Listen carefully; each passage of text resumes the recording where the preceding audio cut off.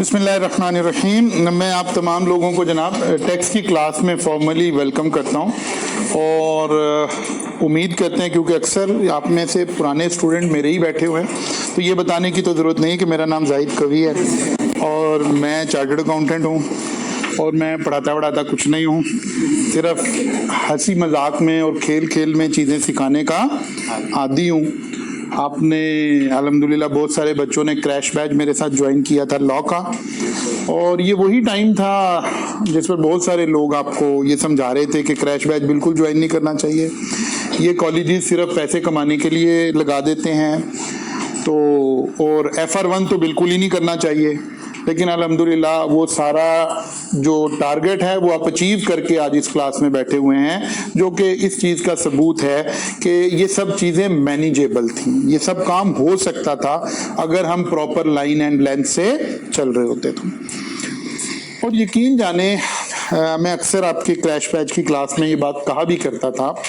अब तो हम वो सारा इवेंट हो गया ना, इसे हम मैनेजमेंट की लाइन में कहते हैं एक्सपोस्ट हो गया, यानी इवेंट हो चुका, अब एक्सपोस्ट हो गया, अब रिजल्ट आएगा। तो अब देखिएगा जो रेगुलर बैच है परसेंटेज टर्म में क्रैश बैच का रिजल्ट उससे बेहतर होगा, हमेशा ऐसे ही होता है।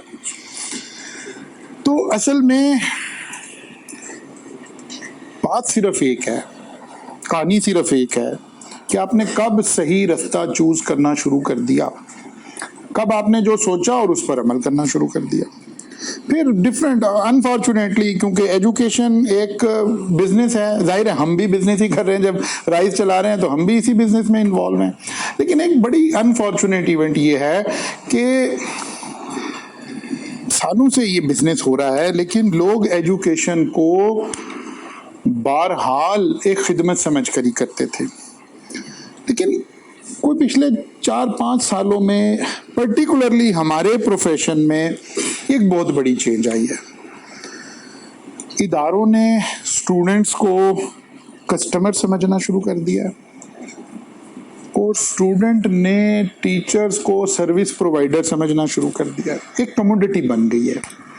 वो जो एक था ना कि नहीं यार हम पढ़ा तो रहे हैं, पैसे तो ले रहे हैं, लेकिन यार ये सामने वाला मेरा उस्ताद है या ये मेरे स्टूडेंट हैं, उस वाली बात से शायद मामला थोड़ा सा आगे पीछे हो गया, जिसकी वजह से आपको काउंटर आर्गूमेंट, फुला दिमाग, ये उर्लम पुरलम इतने मिलते हैं कि बेचारा स्टूडेंट उसमें परेशान हो जाता है। मसलन इस परेशानी से आप पहली दफ़ा उस वक्त गुजरे जब आपको पता चला जी सीए तो करना ही नहीं चाहिए जी, ये तो होता ही नहीं है जी, ये तो पास ही नहीं करते जी, ये तो फुला तो दिमाग। आपने इस वाले नज़रिए से लड़े और हिम्मत की, एडमिशन ले लिया। आज कहीं आप मिड जर्नी में एंटर हो चुके होंगे। कहाँ है वो वाला आई कैप जो पास नहीं करता? कहाँ है वो वाला आई कैप जो आपसे कोई जाती दुश्मनी लगा के बैठा हुआ है और आपको पास नहीं करेगा? आप तो उन पेपर में भी पास होने की पूरा उम्मीद के साथ बैठे हैं जो 6 महीने के कोर्स की बजाय आपने 40-45 दिन में उसको कर रखा है। इसका मतलब है आई कैप कहीं नहीं था, ये आप ही हैं और आप ही रहेंगे। वो अक्सर मैं क्लासेस में, क्योंकि अब आप मेरे पुराने स्टूडेंट हैं, मैं अक्सर क्लासेस में वो डायलॉग बोलता हूँ ना कि मैं सिर्फ एक शख्स है जो आपको चार्टर्ड अकाउंटेंट बना सकता है और वो आप हैं, और दुनिया में सिर्फ एक शख्स है जो आपको चार्टर्ड अकाउंटेंट बनने से रोक सकता है और वो भी आप हैं, और कुछ भी नहीं है। माइंडसेट हमने अपना चेंज करना है। हाँ, हम जब भी आगाज करते हैं एक मेंटोर होने के नाते, एक उस्ताद होने के नाते, आपको हमेशा झंझोड़ते रहते हैं, हमेशा ख्याल दिलाते रहते हैं कि यार कुछ चीज़ें हमें सीखनी है। अल्लाह के नबी सल्लल्लाहु अलैहि वसल्लम ने फरमाया कि मोमिन वो है जिसका आज उसके कल से बेहतर हो। यानी लर्निंग का इससे बड़ा खूबसूरत अमल कोई हो नहीं सकता कि मुझे हर रोज अपना मुहासबा ऐसे करना है कि मेरा आज का दिन गुज़िश्ता कल से बेहतर हुआ है कि नहीं हुआ। अगर बेहतर नहीं हुआ तो अल्लाह के नबी की डेफिनेशन के मुताबिक फिर मैं मोमिन नहीं। आप सब मोमिन कहलाना चाहते हैं ना, तो हमारा ये सेशन पिछले सेशन से बेहतर होना चाहिए। हमें उन सारी गलतियों से सीखना चाहिए और उसे डे फर्स्ट पे इम्प्लीमेंट करना चाहिए कि यार पिछली दफ़ा मैंने ये एरर किए थे, इस दफ़ा मैं अल्हम्दुलिल्लाह वो भी नहीं करूँगा, तो मैं और ज़्यादा आसानी के साथ इसमें से निकल जाऊँगा। 12-13 साल की आपकी ट्रेडिशनल तालीम थी, कुछ साल के करीब मोटा मोटा अब आपको सीए में आए हुए हो चुका है, तो हर दफ़ा इन 13 साल में आप एग्ज़ाम से 40 डेज बिफोर एक ही बात सोचते हैं कि यार ये जो इस वक्त मेरे साथ हो रहा है ना, प्रेशर बिल्ड हो गया, मैंने पढ़ा नहीं था, फलां हो गया, मैं अगली दफ़ा ऐसा नहीं करूँगा बल्कि साथ साथ पढ़ना शुरू करूँगा। ऐसे ही है ना, बस ऐलान ये करना है, ये वही अगली दफ़ा है जिसके बारे में आपने सोचा हुआ था कि अब मैंने साथ साथ पढ़ना शुरू कर देना। ठीक है ना, तो ये वही अगली दफ़ा है। अल्लाह के नबी हमें इस हदीस में यही बता रहे हैं कि हमने हमेशा अपना मुहासबा करना है कि यार वो कौन से एरर्स हैं जो मैंने पिछली दफ़ा किए थे। अब हर बंदा अपना मुहासबा खुद कर सकता है कि यार मैंने 50% टेस्ट दिए थे, 50% नहीं दिए थे, और बाद में मुझे पता चला कि यार जो टेस्ट हुए थे बीला में उन्हीं में से ही सवाल आए हुए थे, अगर मैंने सारे दिए होते तो मेरी पोजीशन थोड़ी और बेहतर होनी थी। ये लर्न किया ना हमने एक लेसन, तो भाई इसको इम्प्लीमेंट करें। यही वो टाइम है जिस पर हमने इसे इम्प्लीमेंट करना है। फिर इसी तरह ऑनलाइन वाले आखिर में 10 दिन 20 दिन पहले लेक्चर लगाते हैं ना पोस्ट कि जी 20 दिन रह गए हैं, 60 लेक्चर रहते हैं, तो भाई बाहर आ जाए उससे, अब पढ़ना शुरू करें। फिर ये बात हमारे से व्हाट्सएप पे, सोशल मीडिया पे बच्चे पूछ रहे थे जी ऑनलाइन क्लासेस बेहतर हैं कि फिजिकल क्लासेस बेहतर हैं। भाई दो अलग अलग प्रोडक्ट हैं, दोनों के अपने अपने फायदे और नुकसानात हैं। फिजिकल क्लास का सबसे बड़ा फ़ायदा तो यह कि पिछले 12 साल से जिस निज़ाम तालीम से आप जुड़े हुए हैं, जिस निज़ाम तालीम में आपने आँख खोली थी, वो यही फिज़िकल था। आप क्लासेस में आते हैं, टीचर के साथ इंटरेक्शन में आते हैं, टीचर से चीज़ें पूछते हैं, क्योंकि हम इसी से ही दुनिया ज़्यादा वो है, तो हम इसमें फिट बैठ रहे हैं। FAR 2 आप में से कुछ बच्चों ने आज पढ़ा? कितने बजे पढ़ा? 7 बजे। सबने पढ़ा? सर्दियों का दिन है। एक वक्त आएगा इस सेशन में जब सूरज निकला करेगा 7:04 पे, और क्लास हो रही होगी हमारी 7 बजे, और हम सब आए हुए होंगे, कोई प्रॉब्लम नहीं है। पिछले 20 साल से ऐसे ही होता है। लेकिन आप तस्वुर भी कर सकते हैं कि किसी बच्चे ने सुबह 7 बजे उठ के आज ऑनलाइन वाले ने लेक्चर लिया होगा। That is the difference. Physical की ये सुपीरियरिटी है, ये हमें डिसिप्लिन में लाता है, ये हम बारिश में भी पहुंचते हैं, हमें ये एहसास होता है कि टीचर पहुंच गया होगा। और ऑनलाइन वाला क्या सोच रहा होता है, चलो जी बस नाश्ता कर लूँ, उसके बाद फिर कहता है यार नहीं ये काम, फिर लंच कर लूँ, फिर डिनर कर लूँ, फिर कहता है कल करूँगा। फिर आखिर में पोस्ट लगाता है कि जनाब 20 दिन है, 60 लेक्चर हैं, तब बताएं क्या करूँ। अच्छा, करना उसने अब भी कुछ नहीं है, ये तो स्टेटस लगा है। लर्न करना है, सीखना है, गुज़िश्ता कल से अपने आज को बेहतर बनाना है। तो गुज़िश्ता कल में और आज में इन्हीं चीज़ों का फ़र्क था ना, इन्हें आज से हम पकड़ लेते हैं। सबसे पहला काम करने की कोशिश करते हैं कि यार हम अपने औकात को फिक्स कर लें। जैसे आप सुबह 7 बजे पहुंचे हैं, ऐसे ही अपनी टाइमिंग फिक्स कर लें पढ़ने की। आप मेरे पास टेक्स्ट की क्लास में बैठे हैं, आपने बीला भी पढ़ा, अभी मैं सी लॉ की क्लास पढ़ा कर आया हूं। मैं आपको कह रहा हूं 1 आवर, जब 1 घंटा पूरा हो जाए पूरे सेशन में टिल लास्ट लेक्चर, जब आपको घर 1 घंटा पूरा हो जाए किताब बंद कर दें, खत्म हो गया। इस पेपर में फेल हो गए तो जाहिद कभी जिम्मेदार है, आपकी कोई वो नहीं है। मेरे से पूरे 6 महीने आपके, मेरी रिक्वायरमेंट 1 आवर मैक्सिमम है, इससे कम टाइम रिक्वायर्ड है। हाँ, एक दूसरी रिक्वेस्ट है ऑनलाइन वालों से भी, आपसे भी, इस 1 घंटे को फिक्स कर लें, टाइम फिक्स कर लें। बल्कि मैं तो अक्सर क्या करता हूँ कि भाई अगर ऐसा फिक्स कर लेना, हम पूरी क्लास किसी एक टाइम पर एग्री कर जाएं, ठीक है। फर्ज कर लेते हैं, मैं ऐसे अभी एजम्पशन दे रहा हूँ, फर्ज कर लेते हैं आप सब कहते हैं कि सर हम रात को ना 8 से 9 बजे पढ़ा करेंगे। अगर तो हम सब एक टाइम बना लें, तो फिर मैं आपको ये कंट्रीब्यूशन दूंगा। उस 1 घंटा मैं भी आपका जो आप सवाल पूछेंगे इंस्टेंटेनियसली रिप्लाई दे दूंगा। यानी उस 1 घंटा मैं भी अवेलेबल अपने आप को करूंगा। आप व्हाट्सएप पर, टेलीफोन पर, जिस तरह उस 1 घंटे में मेरे से राब्ता करें, मैं कॉल उठाऊंगा, फोन सुनूंगा, आपका व्हाट्सएप पे रिप्लाई दूंगा। अगर तो सारी क्लास कोई एक टाइम पे एग्री कर जाती है ना, फायदा क्या होगा? आपका घर का पढ़ना भी डिसिप्लिन हो जाएगा। जिस दिन आपका डिसिप्लिन हो गया तो फिर मैं अपनी पुरानी बात पर वापस आ जाऊंगा कि यार सीए से ज्यादा आसान कोई कोर्स नहीं है, कोई सर्टिफिकेशन इससे आसान नहीं है।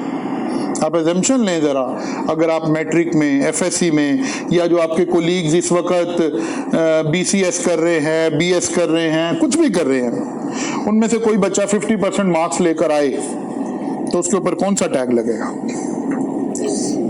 निकम्मा, निकट्टू, नालायक, लापरवाह, यही टैग लगेगा ना। क्या ख्याल है? और अगर आप 50% नंबर ले लें, माशाल्लाह कामयाब तरीन, छा गया, यही लगेगा। सोचें इस बात को, इसके बेनिफिशियरी बने इस बात के। अल्लाह ने इस प्रोफेशन में ऐसी पॉलिसीज बनवा रखी हैं, ऐसा कुछ बनवा रखा है कि जनाब हम 50% पर दुनिया के बेहतरीन लोग हैं और दूसरी तरफ 50% पर वो दुनिया के नाकाम तरीन, निकट्टू तरीन लोग हैं। अच्छा, अब तो आप प्रोफेशन के मिड जर्नी में आ गए ना, तो बाकी दलीलें देने की जरूरत नहीं है। मार्क्स वैसे ही आ रहे हैं जैसे किसी भी कोर्स में आते हैं, जैसे एफएससी में आते थे वैसे ही यहाँ आ रहे हैं। जैसा बिजनेस लॉ का पेपर आप करके आए, आपको पता है यार मार्क्स आपके पेपर के मुताबिक आने हैं। इस कोर्स की पॉलिसीज ऐसी हैं कि ये आपको ये कह रहा है कि यार 50% मार्क्स लें, कहानी खत्म। तो आसान हुआ कि इस आर्ट को सीखें। वो जो बार बार मैं आपसे कह रहा हूं कि डिसिप्लिन हो जाएं, डिसिप्लिन। अच्छा, इसलिए नहीं कि डिसिप्लिन हो जाएं कि आप जनाब फिर पढ़ेंगे। और मैं, जो बच्चा जिंदगी एंजॉय करना चाहता है, जो खेलना चाहता है, जो अपने शौक पूरे करना चाहता है, जो अपनी एक्स्ट्रा हॉबीज, अपने बाकी सारे काम करना चाहता है, वो सबसे पहले डिसिप्लिन हो जाए। एक बच्चा ने कहा था सर मैं पढ़ना चाहता हूं। अच्छा, ये डिसिप्लिन ना भी हो इसकी खैर है। पढ़ने के लिए नहीं कह रहा कि आप डिसिप्लिन हो जाएं, आपको जिंदगी में वापस लाने के लिए कह रहा हूं। आपको सोशल मीडिया का टाइम मिलेगा, आप सारा काम कर सकेंगे। क्यों? आपके पढ़ने के औकात अलग हो जाएंगे और आपके फरागत के औकात अलग हो जाएंगे। आप फरागत के औकात में कीजिए जो आपका। 1 घंटा के बाद आप किताब बंद कर दें, मेरी तरफ से आपको 100% इजाजत है। इस पेपर में पास हो जाए मैं जिम्मेदार, फेल हो जाए मैं जिम्मेदार। अच्छा, वैसे पास का भी तो मुझे जिम्मेदार ठहराओगे कि नहीं? अच्छा, फेल की दफा तुम तैयार हो कि सर जिम्मेदार है? तो आप ही बेनिफिशियरी है इसके। इसी तरह आप यंग बच्चे हैं, सारे एनर्जेटिक बच्चे, इन्हें अपनी एज के मुताबिक इनके अंदर एनर्जी लेवल नजर नहीं आता। सारा दिन बैठे हैं, ना सोने का कोई टाइम है, ना खेलने का कोई टाइम है, ना उठने का कोई टाइम है। जिंदगी की हर चीज को शेड्यूल करें। आपके खेलने के औकात होने चाहिए, आपके कोई एक्सरसाइज के औकात होने चाहिए, आप सबको कोई जिम करना चाहिए। जिम नहीं करते, कुछ नहीं करते तो कम से कम योगा करना चाहिए आपको।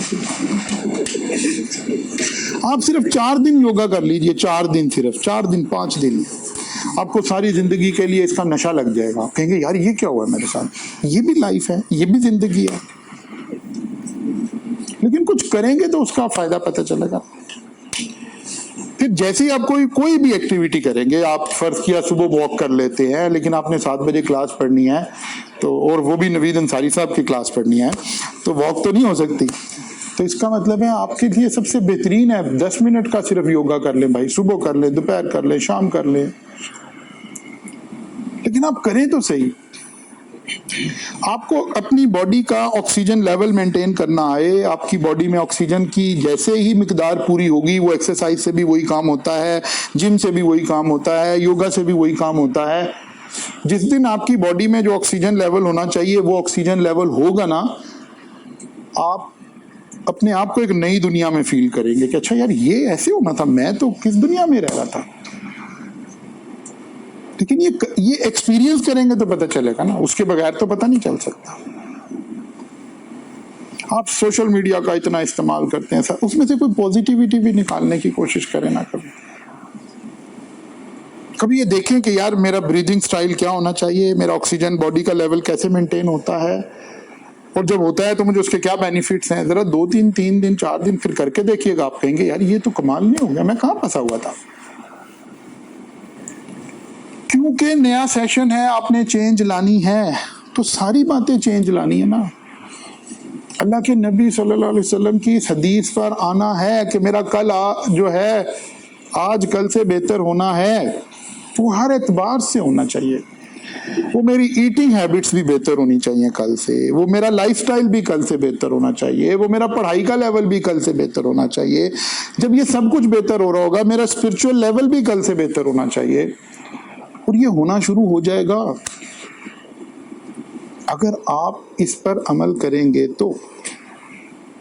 और अगर अमल नहीं करेंगे तो फिर ऐसे ही जिस तरह की हम एक बेकार सी जिंदगी गुजार रहे होते हैं, पर्टिकुलरली सीए के स्टूडेंट, कि सब लोग कहीं मूवी देखने जा रहे हैं, मैच देख रहे हैं, वो ये कर रहे हैं, वो कहते नहीं यार मैंने तो पढ़ना है।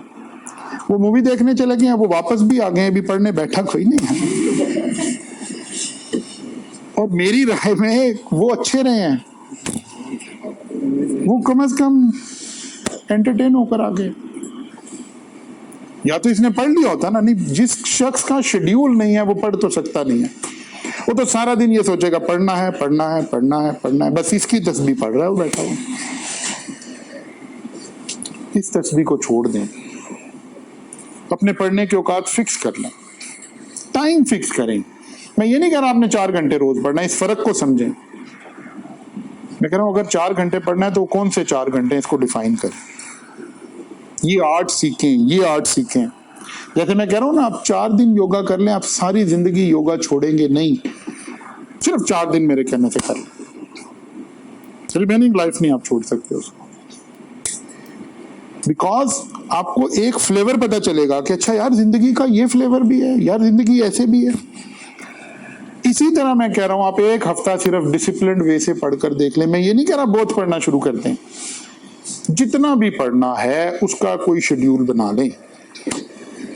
जैसे शेड्यूल खत्म हुआ, किताब बंद, आप वापस दुनिया में आ गए, जिंदा हो गए, एक इंसान बन गए,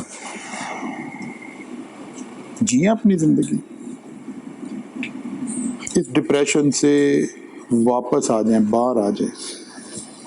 शेड्यूल बना लें, नया सेशन है, आपने अपने आप से अहद कर रखा है कि अगली दफा हमने अपने आप को बेहतर करके चलना है, तो भाई आज से करें, चलते हैं मिलकर कोशिश करते हैं कि हम बेहतर करें अपने आप को, ठीक है ना। आज सोचिएगा कि क्या टाइम हमने डिसाइड करना है पढ़ने का। अच्छा जी, वापस आते हैं जनाब। टेक्स्ट प्रैक्टिसेस, टेक्स्ट प्रैक्टिसेस क्या मतलब हुआ? प्रैक्टिसेस। तो नजर आ रहा है कि न्यूमेरिक साइड खुद ही बढ़ जाएगी पेपर की। पहले पेपर होता था 50% थ्योरेटिकल, 50% न्यूमेरिक, अब पेपर 70-80% न्यूमेरिक। एग्जामिनर ने ये बात इसका नाम बदल के ही समझा दी थी।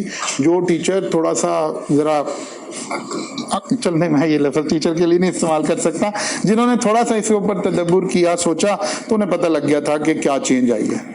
वरना प्रिंसिपल ऑफ टैक्सेशन का नाम चेंज करके टैक्स प्रैक्टिसेस रखने की कोई जरूरत थी नहीं। अच्छा जी, क्या चीज पढ़नी है हमने? 3 एरियाज में हमें किताब आई कैप की देखें तो एक तो पहले 3 चैप्टर हैं जो कि चैप्टर नंबर 1 और 3 इंट्रोडक्शन से रिलेटेड है। आपको पता है बी लॉ भी आप मेरे पास पढ़ के, हम इंट्रोडक्शन का चैप्टर हमेशा आखिर में पढ़ते हैं ताकि हम चीजें पढ़ चुके हमें यहाँ समराइज करना चीजें आसान हो जाए। 2 बुनियादी टैक्सेशन के लॉज आपको पढ़ाए जा रहे हैं, एक इनकम टैक्स और दूसरा sale tax. Income tax and sale tax. हम इनकम टैक्स से आगाज करेंगे और फिर सेल टैक्स पे जाएंगे और फिर वापस वहां इंशाल्लाह पहुंचेंगे। वेटेज क्या है? तकरीबन 10 मार्क्स यहां से आ रहे होते हैं, ठीक है ना, और यहां से 2 हिस्सों में चीजें बटी हुई नजर आती हैं कि कोई 30-35%, लेकिन अब इसका ब्लेंड चेंज हो रहा है। ये एरिया न्यूमेरिक एरिया बढ़ता जा रहा है हर अटेम्प्ट में, और ये एरिया थोड़ा कम होता जा रहा है। अच्छा, स्टूडेंट के शू में ये पॉजिटिव चेंज ही है। आपको पता है हमेशा स्टूडेंट लिखने से घबराता है क्योंकि उसकी राइटिंग स्किल्स वीक होती हैं, न्यूमेरिकली तो वो कंफर्टेबल होता है, तो ये इसी तरह ही चल रहा है। इसी तरह इसमें है, ये जरा अभी भी इसी तरह ही है। यहाँ कोई तकरीबन 30 मार्क्स का एरिया है, ये कोई 20 मार्क्स का इसमें न्यूमेरिक आ जाता है और 10 मार्क्स के आसपास इसमें थ्योरेटिकल चीजें आ जाती हैं। जब भी हम लॉ का पेपर पढ़ते हैं ना, जैसे पर्टिकुलरली टैक्स प्रैक्टिसेस, टैक्स का कैफ 2, इस पेपर की एक स्ट्रेंथ है। आप अक्सर कहते हैं ना यार सीए है, एग्जामिनर इधर निकल जाएगा उधर निकल जाएगा। लॉ के पेपर का सबसे बड़ा फायदा यह है, एग्जामिनर लॉ से बाहर तो नहीं निकल सकता ना, ऐसी तो कोई ऑप्शन नहीं है उसके पास। ऐसी कोई कैलकुलेशन पूछी नहीं जा सकती जो लॉ में सिखाई ना गई हो, जो लॉ में करवाई ना जा रही हो। तो एक बड़ा वेल डिफाइंड पेपर है। अगर हम इसको लेकर चलें तो हमें पेपर में कोई सरप्राइज नहीं मिलेगा। ये अकाउंटिंग की तरह नहीं है कि एक नया सवाल आ गया और एक नई चीज आ गई, नहीं नहीं, ये तो लॉ है ना। लॉ ने जो चीज जैसे डिस्कस की है एग्जामिनर ने वैसे ही पूछनी है हमारे से। तो एक प्रॉपर लाइन एंड लेंथ में चलने वाला पेपर है। हम बड़े आराम से, सुकून से, इज्जत से इस पेपर में से बाहर आ जाएंगे इंशाअल्लाह ताला। अब जरा हमें एक स्ट्रक्चर समझना है कि यहाँ लॉ का स्ट्रक्चर क्या है, निज़ाम चलता कैसे है, हमारे मुल्क में लॉ का स्ट्रक्चर क्या है। हमारे मुल्क में सबसे ऊपर जो लॉ अवेलेबल है that is constitution of Pakistan. Politically आपको पता है हम आजकल एक खास हालात से गुजर रहे हैं, सरकमस्टांसिस से गुजर रहे हैं, तो यही बहस हो रही है ना मुल्क में कि यार देखें आइन से ऊपर तो कोई नहीं है, ठीक है ना। तो सबसे ऊपर कॉन्स्टिट्यूशन ऑफ पाकिस्तान है, इसके नीचे सारे कवानीन बनेंगे, जितने भी कवानीन बनेंगे इसके सबॉर्डिनेट बनेंगे, नीचे बनेंगे। All laws rules and regulation are subordinate to constitution of. और अगर कोई एक ऐसा कानून बन जाए मुल्क में जो कॉन्स्टिट्यूशन और वो लॉ आपस में टकरा जाएं तो कॉन्स्टिट्यूशन प्रीवेल करेगा। बल्कि कोई अगर अक्लमंद आदमी अदालत चला गया तो अदालत क्या करेगी, उस लॉ को स्ट्राइक डाउन कर देगी, खत्म कर देगी, कहेगी नहीं नहीं ये कॉन्स्टिट्यूशन से टकरा रहा है, कॉन्स्टिट्यूशन प्रीवेल करेगा। इसके अंडर हमने इनकम टैक्स ऑर्डिनेंस 2001 पढ़ना है। इसका मतलब है इनकम टैक्स लॉ कभी भी कॉन्स्टिट्यूशन ऑफ पाकिस्तान से कॉन्फ्लिक्ट में नहीं आ सकता, टकरा नहीं सकता है। अगर टकरा गया तो यहां चेंज आएगी, कॉन्स्टिट्यूशन प्रीवेल करेगा, सबॉर्डिनेट होने का ये मतलब है। इसी के अंदर इनकम टैक्स आ गया, इसी के अंदर सेल टैक्स आ गया, इसी के अंदर कंपनीज एक्ट आ गया, जितने भी मुल्क के कवानीन है। हम जरा चार्टर्ड अकाउंटेंट से रिलेटेड कवानीन लिख रहे हैं। अच्छा जी, structure of income tax ordinance. अब इनकम टैक्स में आ गए। इनकम टैक्स के अंदर स्ट्रक्चर क्या है, जब हम कानून बनाते हैं तो सेक्शंस बन जाते हैं, ठीक है ना। कानून की हेडिंग को क्या कहते हैं, सेक्शन, यानी पॉइंट 1, पॉइंट 2, पॉइंट 3, उसको क्या बोलते हैं, सेक्शंस। अच्छा जी, फिर कुछ शेड्यूल्स बन जाते हैं कवानीन के अंदर। कुछ शेड्यूल का मतलब होता है एक जैसी बातें कहीं इकट्ठी करके लिख दी जाएं, ठीक है, और फिर उनके अंदर कुछ रूल्स बना दिए जाते हैं। यानी कवानीन आमतौर पर इन 3 चीजों से मिलकर बनेंगे। कुछ मोटी मोटी उसूल, ज़ाब्ते सेक्शंस में आ जाएंगे, कुछ उनसे रिलेटेड एक जैसे कोई रेट देना है, कोई और चीज देनी है, वो कहाँ आ जाएगा। और अगर कुछ सिखाना पड़ जाए कि हाउ टू कैलकुलेट या ये काम करना कैसे है, डे टू डे अफेयर, वो कहाँ देख लिया जाएगा, रूल में देख लिया जाएगा। इसका मतलब है इनकम टैक्स में भी ये तीनों चीजें होंगी, कुछ सेक्शंस होंगे, कुछ शेड्यूल्स होंगे और कुछ रूल्स होंगे। जी मैं करने लगा हूं, सेक्शन आ गया, तफसील आने लगी। सेक्शन टोटल 241 सेक्शन हैं। सेक्शन का मतलब क्या है, मोटी मोटी बातें। कोई भी कानून है ना, जैसे इनकम टैक्स ऑर्डिनेंस है, अब ये शुरू होगा ना सेक्शन 1, यानी पहली बात जब लॉ करने लगेगा उसका नाम क्या रखेंगे, सेक्शन 1। यहां क्या बात करेंगे, किसी भी कानून में जब हम सेक्शन 1 लिखते हैं तो सबसे पहले ना उस लॉ का कोई नाम रखते हैं, शॉर्ट टाइटल। जैसे अभी हम क्या करें, income tax ordinance 2001, that is short title. कि इसको पुकारा कैसे जाएगा। सेल टैक्स एक्ट 1990, ठीक है ना, कॉन्ट्रैक्ट एक्ट 18, ठीक है, पार्टनरशिप, निगोशिएबल इंस्ट्रूमेंट, ठीक है ना, ये सब क्या थे, शॉर्ट टाइटल थे, ठीक है ना। तो सबसे पहले क्या रखा जाएगा, टाइटल। फिर एक्सटेंट, यानी कहां कहां अप्लाई होगा, क्योंकि कुछ कवानीन होंगे वो पूरे मुल्क में अप्लाई होंगे, कुछ कवानीन होंगे जैसे प्रीवियसली हमारे फाटा और इस तरह के एरियाज होते थे उसे एक्सक्लूड कर देते थे, यानी इसकी जुरिस्डिक्शन कहां तक होगी, ये कहां लिखा जाएगा, एक्सटेंट। दो बातें होगी। तीसरी बात, ये क्योंकि कानून जब बनेगा तो कोई एक इम्प्लीमेंटेशन डेट देनी है ना कि कब से अप्लाई होगा, तो कमेंसमेंट कब से होगी। जब हम बाद में बैठे होते हैं तो फिर इस डेट का हमें एहसास नहीं हो रहा होता। मतलब आई कैप कोई कानून बनाए तो आप फौरन सबसे पहले देखेंगे किस अटेम्प्ट से अप्लाई होगा। आज मुल्क में कोई नया कानून बने तो मैं उस कानून को पढ़ने से पहले उसकी एप्लीकेशन डेट देखूंगा कि यार कब से अप्लाई हो रहा है ये कानून, कब से मैं ये काम कर सकता हूं या ये काम नहीं कर सकता। सेक्शन 1 ये 3 बातें बताएगा, हर कानून का सेक्शन 1 हमें ये 3 बातें बताएगा। नंबर 1 उसका नाम क्या है, नंबर 2 एक्सटेंड मतलब कहां कहां अप्लाई होता है। बहुत सारे कवानीन मुल्क में ऐसे होते हैं जो पूरी कंट्री में अप्लाई हो रहे होते हैं। नंबर 3 कब से अप्लाई होगा, ठीक है ना, कब से अप्लाई होगा। पहला सेक्शन हमेशा यही काम कर रहा होगा, सेल टैक्स का भी यही कर रहा होगा, इनकम टैक्स का भी यही कर रहा होगा, कॉन्ट्रैक्ट एक्ट का भी यही कर रहा होगा, पार्टनरशिप का भी यही कर रहा होगा, सारे यही काम कर रहे हैं। पढ़ रहे थे, मैंने आपको बात कई दफा समझाई कि जब हम टैक्स पढ़ेंगे तो ये ज्यादा रिफाइंड वे ऑफ लॉ है, यहां हम ज्यादा विजिलेंटली चीजों को पढ़ेंगे, ज्यादा डेप्थ में चीजें पढ़ेंगे। इनका जब हम बिजनेस लॉज पढ़ते हैं वहां उतनी डेप्थ नहीं हो रही होती। सी लॉ भी जब आप पढ़ेंगे वहां इतनी डेप्थ नहीं होगी। सबसे बेहतरीन लॉ को सीखने की जो जगह है वो टैक्स है। अच्छा जी, लॉ की एक मजबूरी है, आपने अक्सर एक लफ्ज सुना है, लॉ इज ब्लाइंड।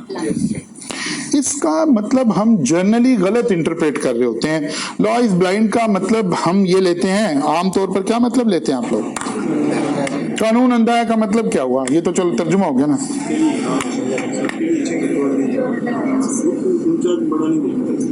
ऊंचा बड़ा नहीं देखेगा, सबके लिए एक है, या लॉ का वही मीनिंग है जो लिखा हुआ है, हम उसको खुद कोई मीनिंग नहीं दे सकते। मतलब हम एक लॉ बनाना चाह रहे हैं और गलती से वो लॉ गलत लिखा गया, गलती से वो लॉ गलत लिखा गया और वो गलती का हमें एहसास नहीं हुआ। नेशनल असेंबली ने पास कर दिया, सेनेट ने भी पास कर दिया, सदर ने साइन नहीं भी किया, बाद में कहते रहे कि मैंने तो साइन नहीं किया था, लेकिन वो दिन गुजर गए तो कानून बन गया। समझ लगी ना, ये बात हम बीला में पढ़ के है ना कैसे लेजिस्लेशन होती है। अब लॉ बन गया, किसी ने गौर नहीं किया, गलती एक रह गई है। हमें समझ आ रही कि हम इस वक्त ये कहना चाहते थे लेकिन लिखने में उल्टा लिखा गया है। इस वक्त कानून वो उल्टा ही है, लॉ इज ब्लाइंड, उसका अपना कोई मीनिंग नहीं है, जो लिखा है उसी से मीनिंग निकालना है, ठीक है ना, जो लिखा है उसी से मीनिंग निकालना है। इसका मतलब है लॉ एक बड़ा मुहतात, बड़ी एहतियात से पढ़ने वाले अल्फाज हैं। लॉ में अगर ना कहीं गलत फुल स्टॉप लग गया ऐसे या कॉमा लग गया, लिखने में गलत जगह कॉमा लग गया, अब इंग्लिश में जब हम उसको इंटरप्रेट करेंगे तो कॉमा का मतलब एक मीनिंग असाइन हो गया, हमें लगा कि यार ये कॉमा यहाँ आना नहीं चाहिए था, गलत लग गया है,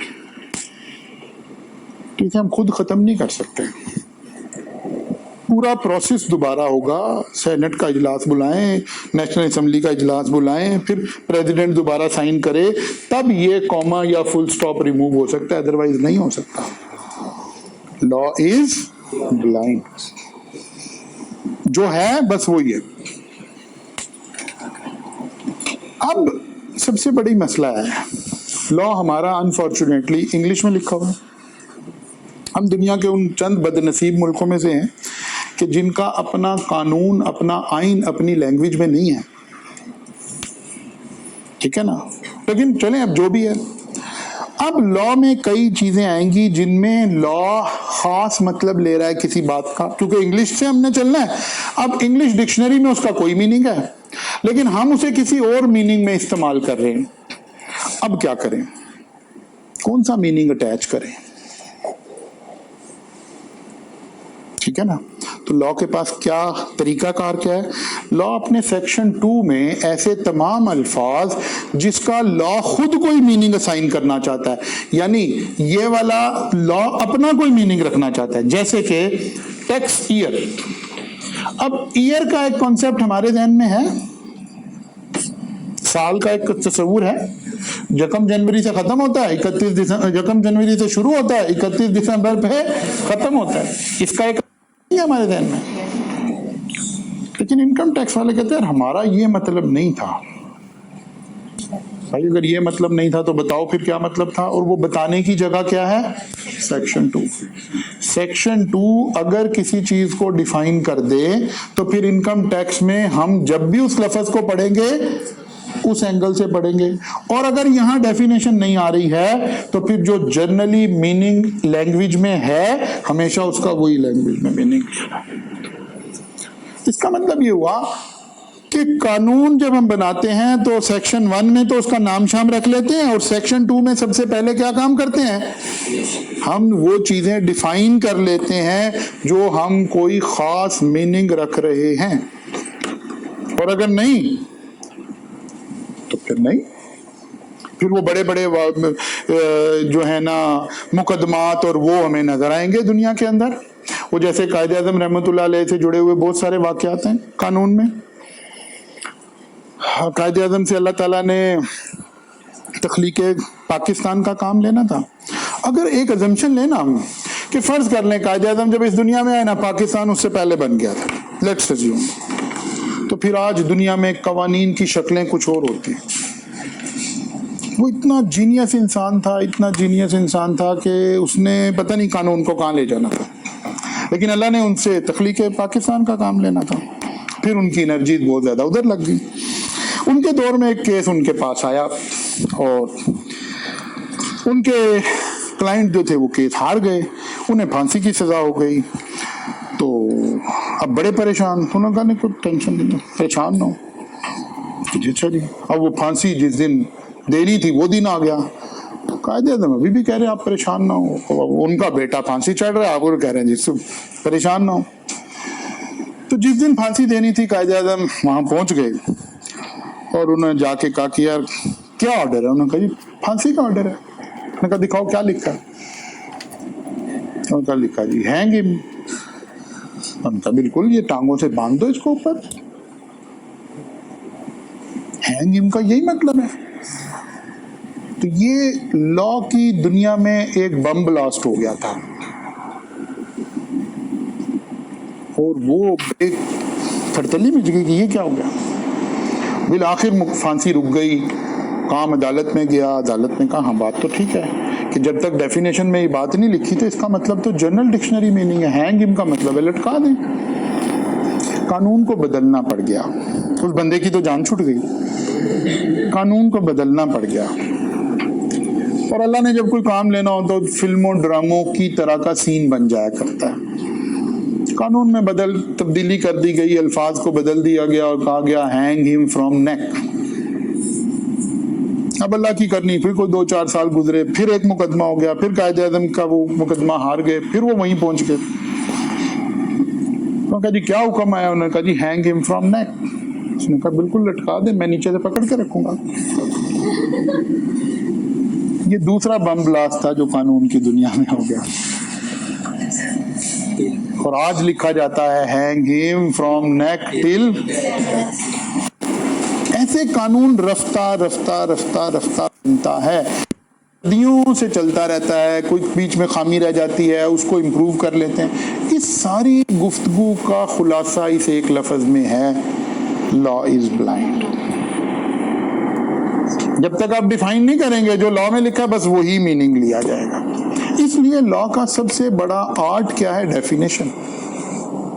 ठीक है ना, लॉ का सबसे बड़ा आर्ट क्या है? डेफिनेशन। लॉ क्या करता है? सबसे पहले एक डेफिनेशन देता है। The purpose of defining a word or phrase in any law is usually to give it a meaning. which differ from its ordinary meaning. अगर कोई चीज मैंने ऑर्डिनरी मीनिंग में ही लेनी है तो फिर उसको डिफाइन करने की जरूरत नहीं है। लेकिन अगर मेरा मतलब कुछ हो रहा है, मतलब टैक्स ईयर, अगर मैंने इसका मतलब ईयर ही लेना है तो फिर इसे डिफाइन करने की जरूरत नहीं है। लेकिन ईयर से मुराद मेरी कुछ और है तो फिर डिफाइन किए बगैर गुजारा नहीं हो सकता। अच्छा, अब जब हम डेफिनेशन देने लगते हैं तो नॉर्मली डिफर क्या कर रहे होते हैं? दो चीजों में से कोई एक काम कर रहे होते हैं। Number one, include some meaning to ordinary meaning, कि ऑर्डिनरी ये मतलब तो है ही है, लेकिन हम कहते हैं कि यार इसके साथ हमारी मुराद ये भी है। यानी बाद दफा हम डेफिनेशन का पर्पस क्या होता है? किसी लफ्ज के अंदर मीनिंग को इनहांस करना, इंक्रीज करना, और बाद दफा exclude some meaning from the ordinary meaning. आम माशरे में इसका ये मतलब लिया जाता है, लैंग्वेज में ये मतलब लिया जाता है, रिवाज में ये मतलब लिया जाता है, कल्चर में ये मतलब लिया जाता है। ये सारे सोर्सेज ऑफ लॉ है ना, हम उधर पढ़ कर आए हैं चैप्टर 1 में। लेकिन हम अपने लॉ में ये नहीं चाहते, हमने कुछ चीजें बीच में से क्या कर दी? एक्सक्लूड कर दी। अब ये काम होता कैसे है? 3 तरह की डेफिनेशन हम बनाते हैं लॉ में। क्या करते हैं? 3 तरह की डेफिनेशन बनाते हैं। वन इज कॉल्ड एग्जॉस्टिव और restrictive definition. When a definition start with the word means, अगर हम किसी लफ्ज की डेफिनेशन ऐसे लिखें, मीन्स, डेफिनेशन कहां से स्टार्ट हो रही हो? It restrict the meaning of the word to only what is listed in the definition. यानी जो कल्चर का डेफिनेशन है वो खत्म हो गई, जो डिक्शनरी की डेफिनेशन है वो खत्म हो गई। आज के बाद इस वर्ड का मतलब इस लॉ में सिर्फ वो रह गया जो हमने लिख दिया है। बात समझ आई है? मसलन इनकम फ्रॉम प्रॉपर्टी, नॉर्मली इधर सोच के बताइए, इनकम फ्रॉम प्रॉपर्टी का मतलब क्या समझ आया? मैंने एक प्लॉट खरीदा, उसको बेच दिया, तो इनकम कहां से आई? प्रॉपर्टी। यही मतलब है ना मेरे और आपके ध्यान में, सबके ध्यान में। एक आम इंसान के ध्यान में क्या लफ्ज है प्रॉपर्टी से?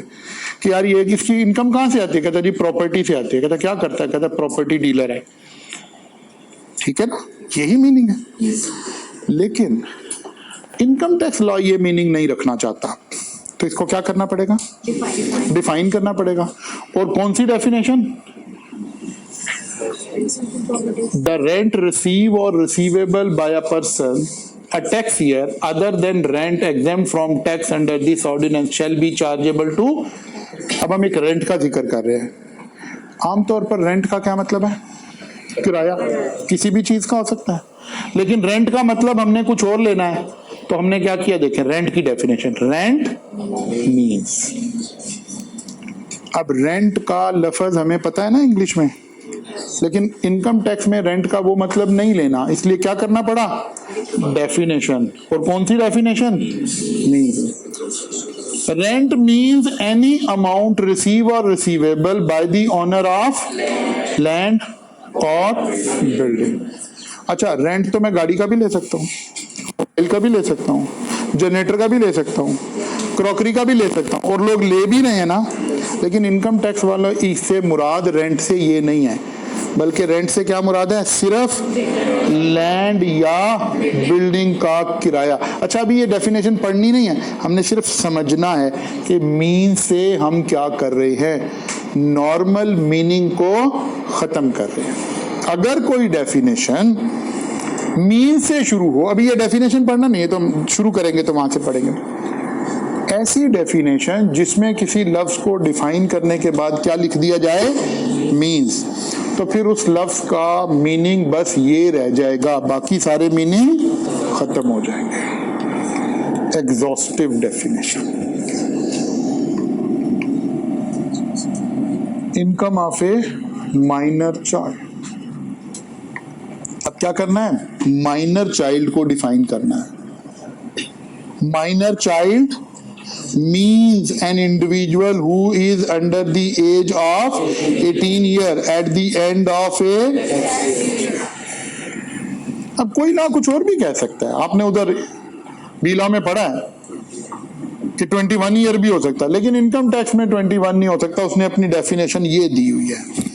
अब ये डेफिनेशन कौन सी डेफिनेशन है? Means restrictive definition. ऐसी डेफिनेशन जो ऑर्डिनरी मीनिंग को खत्म कर दे और उस लफ्ज को क्या कर दे? रिस्ट्रिक्ट कर दे। इसीलिए इसका नाम क्या रख दिया है? Restrictive definition. ठीक होगी बात? बस इतनी सी बात समझ। इंक्लूसिव डेफिनेशन, ऐसी डेफिनेशन जो शुरू हो किससे? इंक्लूड से। ये क्या करती है? जो नॉर्मल मीनिंग है वो अपनी जगह कायम रहता है और उसमें कुछ चीजों को ऐड कर देते हैं, यानी उस वर्ड की डेप्थ को बढ़ा देते हैं। या हमें शक पड़ता है कि यार मुझे लगता है कि ये बात आप ये वाली बात शामिल नहीं करोगे, तो मैं क्या करूंगा? इंक्लूड का फ्रेज यूज करके एक्सप्लेन कर दूंगा कि भाई ये भी शामिल। ठीक है ना? इंक्लूड के फ्रेज से डेफिनेशन को इंक्रीज कर देंगे, बढ़ा देंगे। हाँ, जो नॉर्मल मीनिंग है वो तो शामिल है ही है। नॉर्मल मीनिंग, डिक्शनरी मीनिंग अपनी जगह पर इंटैक्ट रहे, कायम रहे। When the word include is used in the definition, term defined will retain its ordinary meaning. Retained its ordinary meaning, but its scope would be extended to bring within it matter which in ordinary meaning may or may not be. पता हमें शक पड़ गया यार, एक आम आदमी पता नहीं ये बात बीच में शामिल करेगा या नहीं करेगा। The word means and include। अच्छा, एक और लफ्ज आ रहा होगा कहीं कहीं, ये 3-4 अल्फाज हैं, बस हम ये एक लेक्चर इस पे स्पेंड करते हैं ताकि आपको समझ आ रही हो। ठीक है ना? नॉर्मली ये वाली बातें क्लास में पढ़ाई नहीं जा रही होती, इनके बगैर हम चलते हैं, जिसकी वजह से क्या है, आप वैसे ही इंसान बन जाते हैं जैसे हम मुसलमान बने हों। मैं एक्सप्लेन करता हूँ इस लफ्ज़ को, मेरी क्या मुराद है। हमारे इस खित्ते में ना कोई 200-300 साल पहले एक नया करैक्टर इंट्रोड्यूस हो गया, और वो करैक्टर था मौलवी साहब का। ठीक है कि जनाब ये मौलाना साहब होंगे, ये कुरान को समझेंगे, हमें जरूरत पड़ेगी तो हम इनसे पूछा करेंगे। हमने अपनी आंखें, अपना दिमाग एक मौलवी साहब के हवाले कर दिया। अब जो उनका दिल करता है वो हमें समझा देते हैं, क्योंकि हम खुद कुरान को समझ नहीं सकते तो हम सारे कुरान से कट ऑफ हो गए। अब जब भी हमें कोई मसला दरपेश आता है तो हम क्या करते हैं? मौलवी साहब के पास जाते हैं। हम मौलवी साहब की रिस्पेक्ट में कमी नहीं ला रहे, हम ये कह रहे हैं कि ये करेक्ट इस्लामी हिस्ट्री में कहीं मौजूद नहीं था। हर कुरान अल्लाह का एक खत है, अल्लाह का एक कलाम है जो मेरे साथ किया गया है। मैं वो बदनसीब इंसान हूं जो अपने क्रिएटर का भेजा हुआ खत पढ़ने की सलाहियत नहीं रखता। अब जो पढ़ने की सलाहियत रखता है वो अपनी सलाहियत के मुताबिक उसकी इंटरप्रिटेशन करना है। जैसे मैं लॉ की इंटरप्रिटेशन खुद करना चाहता हूं। अब एक तरीका यही था कि मैं आपको कहता यार देखो भाई छोड़ो, लॉ कैसे इंटरप्रेट होना है, क्या होना है, छोड़ो, बस जो जाहिद कवि कह रहा है इस पर ही मान ले आओ। अब आइंदा सारी जिंदगी आप लॉ किसकी नजर से देखते? जाहिद कवि की नजर से देखते। हम ये करीज कर रहे हैं, हम आपको लॉ को इंटरप्रेट करना सिखाएंगे, और अल्लाह ने चाहा तो देखिएगा एक वक्त आएगा दरमियान सेशन जाकर बाद दफा बच्चा बहस कर रहा होगा कि सर आप ये मीनिंग निकाल रहे हैं, ये ठीक नहीं है, मीनिंग तो ये निकलता है। बस यही पहुंचाना चाहते हैं कि आपको खुद इंटरप्रेट करना आए, लॉ आपको खुद समझना आए कि यार ये मीनिंग क्यों चेंज हो गया, सर क्यों ये बात कह रहे हैं। ये बात आपको देखनी आएगी इंशाअल्लाह ताला, और ये बहुत ज्यादा दिनों के बाद नहीं, ये तकरीबन 1 महीने के बाद आप लॉ को खुद इंटरप्रेट कर रहे होंगे और आपको पता चलेगा कि हाँ यार ये बात ऐसे लिखी हुई है। जैसे अभी चंद दिन पहले आपने देखा ना, वो प्रेसिडेंट साहब ने एक ट्वीट कर दी कि जनाब इस पर मैंने साइन नहीं किए तो ये कानून कैसे बन गया। अब जो मेरा स्टूडेंट होगा ना इंशाल्लाह वो क्या करेगा, वो फौरन जाएगा गूगल करेगा और ओरिजिनल सेक्शन ढूंढेगा। वो नहीं देखेगा कि हामिद मीर क्या कह रहा है तो फला बंदा क्या कह रहा है, वो ये नहीं कर रहा होगा, क्योंकि इसका ये बैरियर हमने तोड़ दिया हुआ है। अब ये खुद समझने की सलाहियत रखता है, ये आइन खोलेगा और खुद सेक्शन पढ़ के कहेगा यार ये क्या कर रहा है हामिद मीर, ये कामरान खान झूठ बोल रहा है बैठा हुआ, ये फला बंदा गलत कह रहा है, नहीं नहीं इस कानून का ये मतलब है। और अगर हमने ये बैरियर नहीं तोड़ना तो फिर हमें हर दफा हर बात की समझने के लिए उसी तरह मौलवी साहब की तरह हमें किसी के पास जाना पड़ेगा, यार कोई पढ़ के बताए कि इसका क्या मतलब है, कोई क्यों बताए। और इसके लिए कोई बहुत लंबा चौड़ा काम करना है, कुछ भी नहीं करना, हम सिर्फ 2 लेक्चर इन्वेस्ट करेंगे इस पर, दैट्स इट। फिर आप खुद अपनी आंखों से कानून पढ़ा करेंगे, आप अपने खुद सेक्शन पढ़ेंगे, आपको मतलब खुद पता चलेगा कि अच्छा सर यहाँ ये गलती कर गए, लगता है ये कानून अगली दफा ठीक हो जाएगा, अभी गलत बन गया, ये आप इस काबिल हो जाएंगे इंशाअल्लाह ताला।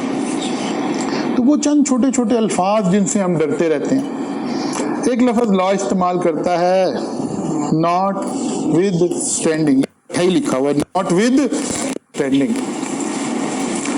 जब लॉ ये लफ्ज कहीं इस्तेमाल करे ना तो इसका मतलब होता है over riding effect on other legal, यानी अगर कोई 2 चीजें हैं कॉन्फ्लिक्ट में आ रही हैं तो जिस सेक्शन के साथ लिखा हुआ ना नॉट विद स्टैंडिंग ये प्रीवेल करेगा, ठीक है ना, ये बात डोमिनेट करेगी, प्रीवेल करेगी।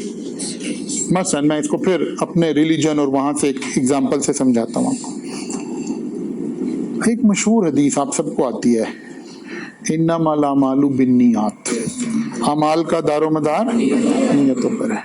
जब मैं एज अ लॉ टीचर इस हदीस को पढ़ता हूँ ना तो मुझे समझ आती है कि असल में इस हदीस से पहले क्या लिखा हुआ है, not with standing, not with standing anything contained in any other law.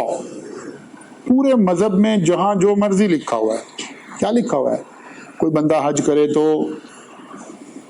क्या लिखा हुआ है, कोई बंदा हज करे तो ऐसे ही है जैसे आज पैदा हुआ है, कोई बंदा जिहाद करे और शहीद हो जाए तो उसके दर्जात, हाफिज के दर्जात, नमाज के दर्जात, इसके दर्जात, इसके दर्जात लिखे हुए हैं। नहीं, ये हदीस कह रही है जहां जो मर्जी लिखा हुआ है, अगर नियत ही ठीक नहीं तो टके का फायदा नहीं है। नॉट विद स्टैंडिंग का यही मतलब है कि वो वाले फवाइद नहीं, वो आप पे अप्लाई नहीं हो रहे हैं, क्योंकि इससे पहले क्या लिखा हुआ है, नॉट विद ओवर राइडिंग। अगर नियत ही ठीक नहीं है तो फिर जिहाद का भी कोई फायदा नहीं है, ज़कात का भी कोई फायदा नहीं है, नमाज का भी कोई फायदा नहीं है, रोजे का भी कोई फायदा नहीं है। ऐसे ही बात दफा हमें दुनियावी लॉ में कोई बात ऐसे करनी पड़ जाती है कि यार अगर कहीं और कुछ लिखा भी है, अब सारे लॉ को देखना उस वक्त मुश्किल हो रहा है, तो हम लिख देंगे कि नॉट विद स्टैंडिंग। क्या मतलब, ताकि कॉन्फ्लिक्ट आए तो ये सेक्शन तकड़ा हो जाए। तो आमतौर पर लिखते हैं not with standing anything contained. अब जिससे ऊपर लाना हो, बाद दफा किसी सेक्शन से ऊपर लाना मकसद होता है, यानी पिछले सेक्शन में हमने कोई बात की, अगले सेक्शन में उसकी कोई एक्सेप्शन देनी है, तो से पहले लिख देते हैं not with standing in previous section, कि भाई प्रीवियस सेक्शन में अगर कुछ लिखा है तो उसे फिलहाल भूल जाओ।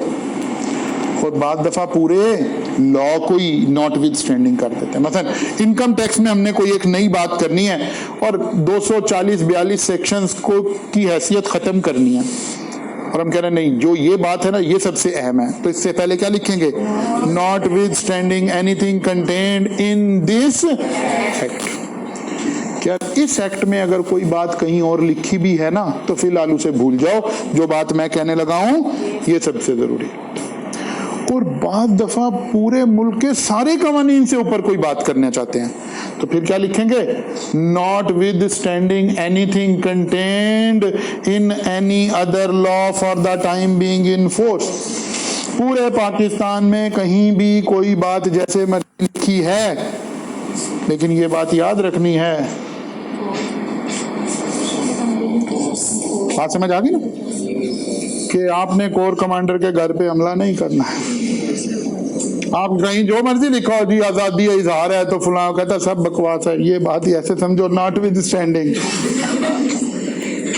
ऐसे कवानीन बनाने पड़ते हैं ना जब आपको, फिर ये फ्रेज हम इस्तेमाल करते हैं कि आपको पता हो कि भाई ये जो नारे हैं ना, आज़ादी इजहार तो फलां तो दिमाग तो मेरा, आंखों कहता नहीं नहीं ऐसे की तहरी। आर्मी के कवानीन में सारी जगह ये लफ्ज़ इस्तेमाल होता है। हाँ समझ आ रही है ना। तो कोई आपको कॉल दे रहा हो तो आप पहुंच जाए, हाँ जी मैं जा रहा हूँ, नहीं आपके दिमाग में अंदर के सर ने बताया नॉट विद स्टैंडिंग से बने हुए हैं कवानीन, फिर जमानत भी नहीं होती बाद में। हाँ समझ आ रही है। ऐसे जब हमें फोर्सफुली कोई लॉ बनाना पड़े तो फिर हम इनका सहारा लेते हैं। ये ऐसे चंद अल्फाज हैं, शायद हमें एक लेक्चर और लगाना पड़ जाए, फिर जब हम खोलेंगे लॉ तो हमें समझ आ रहा होगा कि सर ये क्यों कह रहे हैं कि यार वो सेक्शन और ये सेक्शन तो ये प्रीवेल करेगा, तो आपको फौरन समझ आएगा अच्छा अच्छा इस वजह से कह रहे थे, ये बात हमने यहाँ लिखी हुई है जी। आईने पाकिस्तान को नहीं कर सकते, उसके अलावा वो तो पहली स्लाइड थी ना कि कोई लॉ आइन से ऊपर नहीं जा सकता, ठीक है ना, कोई लॉ आइन से ऊपर नहीं जा सकता। ये ठीक है, आइन में चेंज लानी है तो आइन के अंदर ही चेंज लानी पड़ेगी, बल्कि वहां भी बड़ी लंबी बहसें हैं, वो थोड़ा जब आपका लॉ का मिजाज बन जाए 2-3 लेक्चर के बाद फिर इस तरह की बातें करेंगे। आप देखते हैं ना एक बहस चलती है कि जी गवर्नमेंट ने कानून बना दिया, वो कहते ये नहीं बन सकता। यानी आइन में चेंज लाना, एक तो नंबर 1 हमें मेजॉरिटी ज़्यादा चाहिए होती है, 2/3 मेजॉरिटी से गवर्नमेंट ये चेंज ला सकती है। फिर वहाँ कुछ और भी कवानीन है कि नहीं, जो आइन की का स्ट्रक्चर है ना, उस स्ट्रक्चर को तो चेंज ही नहीं किया जा सकता, यानी 3/4 मेजॉरिटी से भी चेंज नहीं किया जा सकता। और इसी का फ़ायदा उठा के ये जो जजेस हैं ये सम टाइम लिबर्टी लेते हैं ना, कि जब भी जजेस के ऊपर हम कोई बात करते हैं, जैसे अभी काजी ईसा फाइज ने आते ही पहले दिन क्या किया, वो क्यों किया, पिछले जज साहब क्या कह रहे थे, वो यही तो कह रहे थे, वो कहते नहीं ये आइन में चेंज है, ये कानून से नहीं आ सकती। ये जज साहब कह रहे हैं कि नहीं ये आइन में चेंज नहीं है, ये प्रोसीजर में चेंज है। ये बड़ी बारीकी की बात है, यानी दुनिया का सबसे खूबसूरत अमल है, अगर किसी के अंदर अल्लाह ने ब्रेन रखा है ना, दिमाग रखा है, तो दुनिया का सबसे खूबसूरत अमल है कानून पढ़ना, जहां आप अल्फाज की बारीकी से खेलना शुरू करते हैं। अभी आपके सामने ये काम चल रहा है इस वक्त अदालत में कि एक चीफ जस्टिस ऑफ पाकिस्तान बैठकर इस कानून को कह रहे थे कि ये नहीं हो सकता, दूसरा चीफ जस्टिस ऑफ पाकिस्तान अपने पूरे 15 जजेस को लेकर बैठा है और वो कह रहा है यार अवाम सुने हम अंदर क्या बात कर रहे हैं, और देखते हैं कि इसका मसले का हल क्या है, क्या ये वाकई कानून में तब्दीली है, क्या ये फुला में तब्दीली है। इन्हीं अल्फाज से खेलने का नाम कानून है। और इसीलिए ऐसा होता है कि एक वक्त में एक शख्स मुजरिम बन जाता है, क्योंकि सब उसका एक खास मीनिंग लेना शुरू कर देते हैं, और फिर जब हालात सेट हो जाते हैं फिर उसी को हम दोबारा वलीउल्लाह डिक्लेयर कर देते हैं, क्योंकि अब हम दूसरा मीनिंग लेना शुरू करते हैं। ये हो क्या रहा है, ये आर्ट हम इस पेपर में सीख रहे हैं, लेकिन जाहिर है हम इस पेपर में ज्यादा अप्लाई कहाँ करेंगे, टेक्स्ट में अप्लाई करेंगे। यानी मैंने अल्फाज में से वो मीनिंग निकालने हैं जो मुझे या सूट कर रहे हैं, और जो इनकम टैक्स ऑफिसर है वो वहां से वो मीनिंग निकालने की कोशिश कर रहा है जो उसे सूट कर रहे हैं। इस जंग को लड़ने का तरीका इस पेपर में हम सीखते हैं, ठीक है ना। तो एक इंतहाई इंटरेस्टिंग और माइंड ओपनिंग किस्म का पेपर है। इसे सिर्फ आप ऐसे ये ना 2+2=4 सीख रहे होंगे और ऐसे होंगे, नहीं नहीं नहीं, ये आपकी पूरी शख्सियत को बदलने वाला पेपर है, ये आपके जहन को बार बार सोचने की दावत देने वाला पेपर है, और यही सिखाया जा रहा होगा इसके अंदर। कल से इंशाल्लाह आगे चलेंगे। आपने बस एक नोटबुक ले लेनी है, ये स्लाइड्स तो आपको ज़ाहिर है ग्रुप में मिलती रहेंगी, एक नोटबुक ले लेनी है और 1-2 दिन में फिर हम चीज़ों को इंशाल्लाह अरेंज करेंगे। कल मुलाकात होगी यहाँ से आके।